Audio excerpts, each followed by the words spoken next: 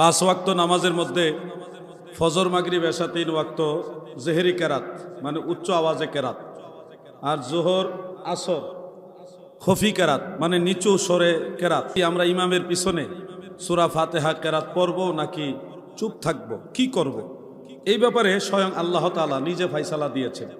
সূরা আরাফ আয়াত নম্বর 204, আয়াত নম্বর 204 আল্লাহ তাআলা নিজে ইরশাদ করেছেন। যারা পারেন তেলাওয়াত করুন। বিসমিল্লাহির রহমানির রহিম।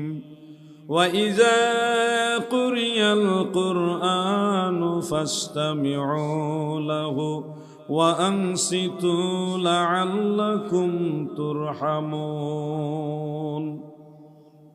আল্লাহ তাআলা বলেন, যখন তোমাদের কাছে কোরআনুল কারীম পড়া হয় তখন তোমরা মনোযোগ দিয়ে শুনো এবং চুপ থাকো, যেন আল্লাহর রহমত লাভ করতে পারো।